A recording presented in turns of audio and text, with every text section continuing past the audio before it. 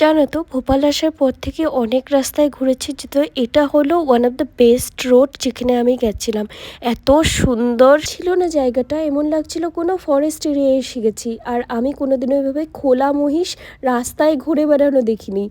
এত সুন্দর লাগছিল। আর ছিল বিশাল বিশাল শিং থাকা এইরকম গরু, যেটা সত্যি বৃন্দাবনেই দেখেছি, আর কোনো জায়গায় দেখিনি। আর সব কিছু ক্রস করে পৌঁছে গেছিলাম এই বিউটিফুল রিসর্টটাতে, যেটা গাছপালা দিয়ে ভরপুর ছিল।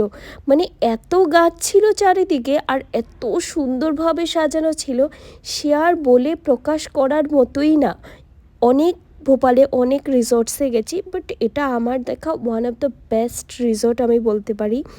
খুব খুব সুন্দর ছিল, এত সুন্দরভাবে প্রকৃতির ছোঁয়া দিয়ে সাজানো ছিল, সে আর মানে বলার মতো ছিল না। তোমরা যদি কোনো দিন ভোপাল আসো, এই ব্লু লেগুন নামের রিসর্টটাতে প্লিজ একবার আমার কথায় যেও।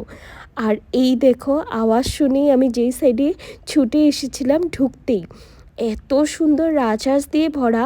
সিদ্ধার্থ একদম হাঁস বলতে পাগল, আর ছোটোবেলার অনেক মেমরিজ আছে হাঁস নিয়ে।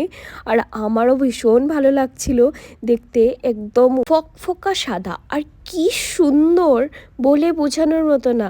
আর হাঁসকে এই পোজে তো আমি পোর্ট্রেট ছাড়া কোনো জায়গায় দেখিনি, এইবার দেখে তো আমি পুরো একই দেখলাম। তোমাদের এই ভিডিওটা কেমন লাগলো জানিও, আর ভালো লাগলে কিন্তু একটা লাইক করে যেও। And stay tune for the next video.